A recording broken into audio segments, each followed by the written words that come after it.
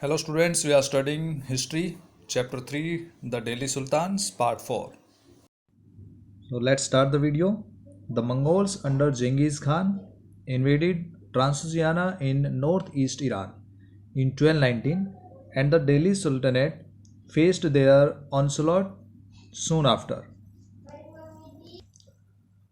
See the image of Genghis Khan. Genghis Emperor, also known as Genghis Emperor. He was born in 1162 AD and died on 18th August 1227. Right? He was a great Mongol emperor. He was the founder and first great Khan and emperor of Mongol Empire, which became the largest contiguous empire in history after his death. Let's see his empire. Look carefully. Look carefully. The increasing empire, 1259 after his death, 1294 again, 1206 small empire, after that increasing continuously, and 1227. Let's see again, and this one 1219 and 1227. This one.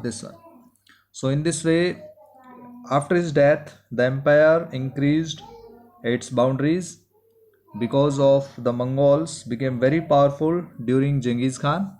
So this was the full empire of Mongols. During his reign, he attacked various dynasties of the world.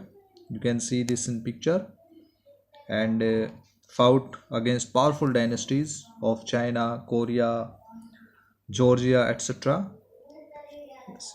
We can see in this map the expeditions of Genghis Khan. From here, he attacked Korea, in China, Beijing, right? And with this boundary, this was great empire till Kabul in 1211 to 1218. After that, Qatar, 2021 till Georgia during this period, 1223. So this was the expansion of his empire, and he attacked various dynasties, various regions of the region. This powerful empire was framed by Genghis Khan.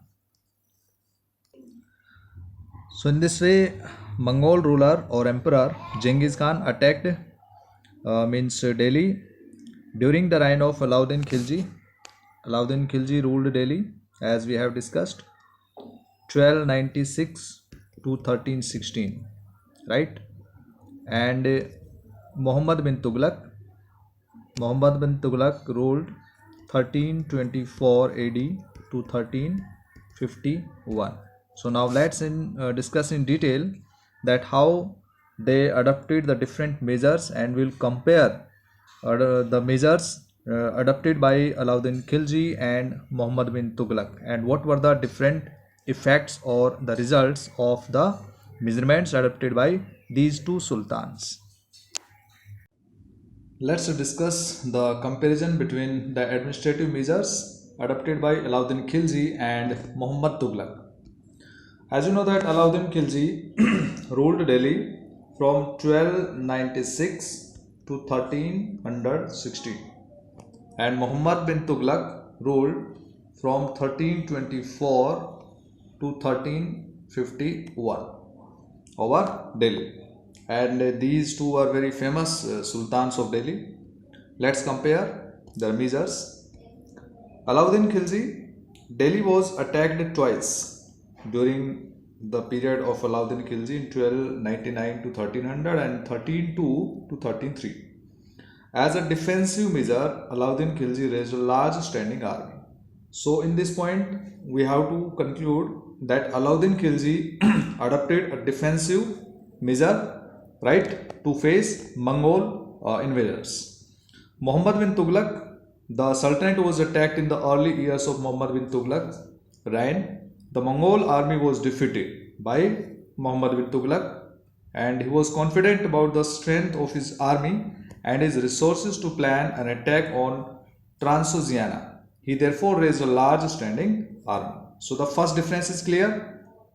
Alauddin Khilji adopted defensive measure and Muhammad bin Tughlaq adopted attacking measure. Right. Second difference. Alauddin constructed a new garrison town named Siri. Siri Fort, you have listened about it in Delhi, and for his soldiers. But Muhammad bin Tughlaq did not construct a new garrison. Right? What he did, that the oldest of the four cities of Delhi, Delhi Kunha, was emptied of its residents, and these residents who used to live there, they were sent to new capital of Dolatabad in south. So, and these Delhi Kuna means old four cities were garrisoned with the soldiers. So, this was the second, means Alauddin Khilji constructed new garrison, but Muhammad bin Tughlaq did not make new garrisons, right? Just he shifted the people from the old area to new capital of Dolatabad in the south. So many historians think that it was very wrong step taken by Muhammad bin Tughlaq. Let's come to third. The soldiers had to be fed. This was done through the produce collected as tax from lands between the Ganga and Yamuna. Tax was fixed at 50% of the peasants' yield, means of the total production. 50% was taken as tax during the reign of Alauddin Khilji. But what did Muhammad bin Tughlaq do? Produce from the same area was collected as tax to feed the army, but to meet expense of maintaining such a large number of soldiers, the Sultan levied additional taxes. So he increased the taxes, due to which the people faced big difficulties, and this coincided with famine in the area. So it was also a wrong measure, right? The wrong method adopted by Muhammad bin Tughlaq. The soldiers, next. The soldiers had to be paid. Alauddin chose to pay his soldiers' salaries in cash rather than iktas, right? Many sultans, earlier sultans used to provide iktas to soldiers in place of salaries, but Alauddin Khilji used to pay the cash rather than iktas. The soldiers would buy their supplies from merchants in Delhi, and it was thus feared that merchants would raise their prices. So to control it, to stop this, he controlled the prices of goods in Delhi. Prices were carefully surveyed by officers, and merchants who did not sell at prescribed rates were punished. And Muhammad bin Tughlaq also paid his soldiers cash salaries, but instead of controlling prices, he used token currency.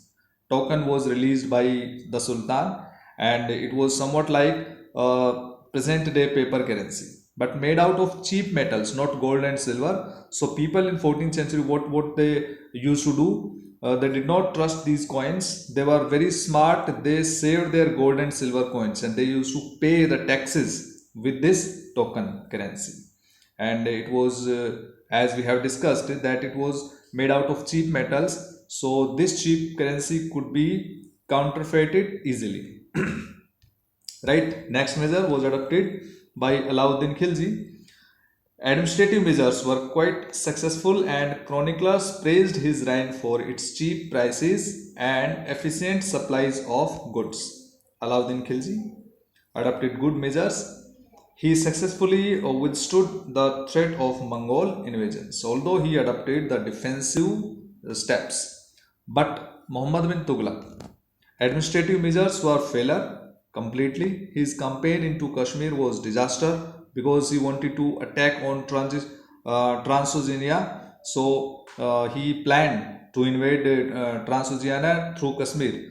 Then his army was disbanded, right? And meanwhile, his administrative measures created complications. The shifting of people to Dolatabad from Old Delhi to Dolatabad, it was a big problem. Then again, he resent the people. Ganga Yamuna belt led to widespread rebellion, and then finally token currency had to be recalled. So various kinds of measures adopted by Muhammad bin Tughlaq led his failure, right? So this was the comparison between the administrative measures adopted by Alauddin Khilji and Muhammad bin Tughlaq.